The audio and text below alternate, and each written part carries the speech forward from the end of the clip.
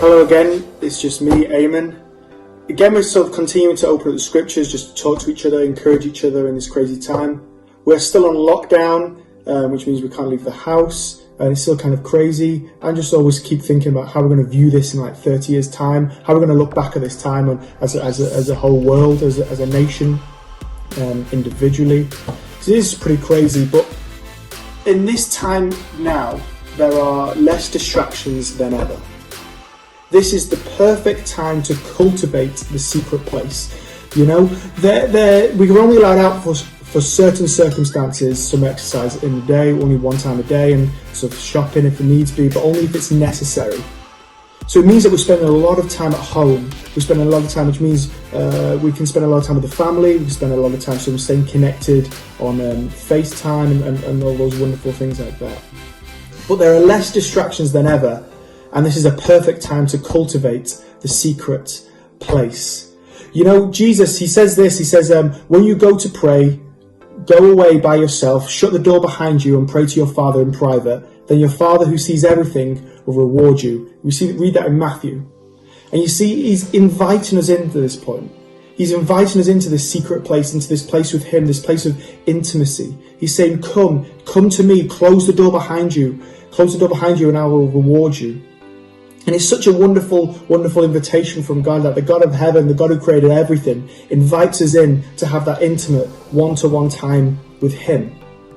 And you know, it says in Hebrews, it says, let us come boldly to the throne of our gracious God. There we will receive his mercy and we will find grace to help us when we need it most.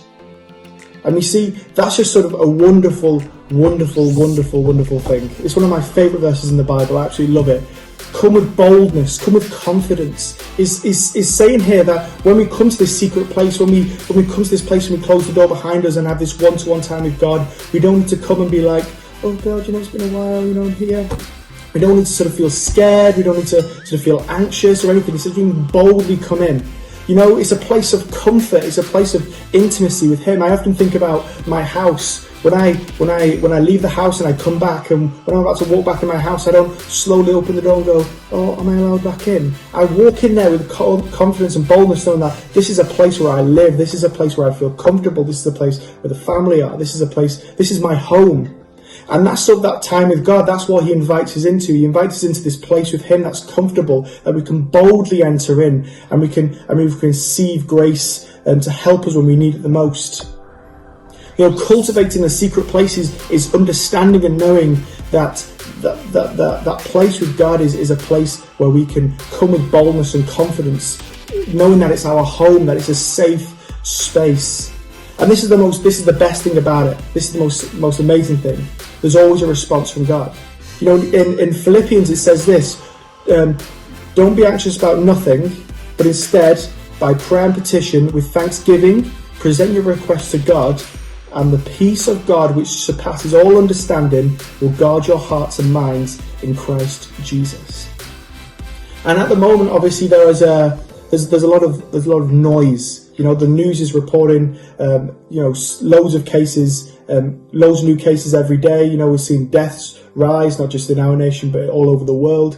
And it can sort of fill your mind. You know, there are a lot of conspiracy theories about sort of how this virus came about, all that sort of stuff. And we can spend so much time being consumed by it all and let it just sort of fill our minds, let it fill everything within us. And just sort of we can just get really scared.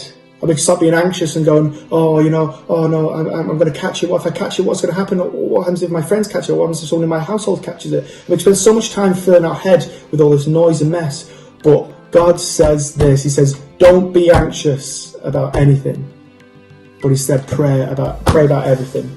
And the peace of God, which surpasses all understanding, will guard your hearts and minds in Christ Jesus.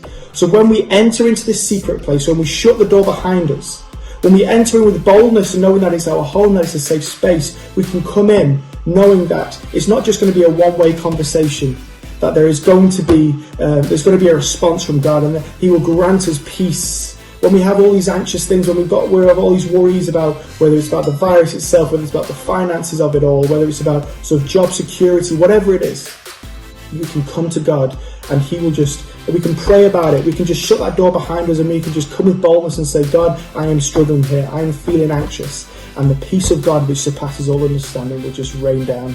And you will receive the deepest peace, the deepest comfort you will ever receive in your life. And let me tell you something, folks. In this is going to go on for I don't know how long. But if we start to cultivate this secret place now, if we start to ingrain those patterns of behavior within ourselves, everything within you in the next few days, the next few weeks, when this virus is over, will just start to yearn to spend more time with Him. When you have a busy day and you come home and you haven't spent that time with God, your body will tell you, go and spend that time with God. Everything within you will just say, go and taste that and see that the Lord is good.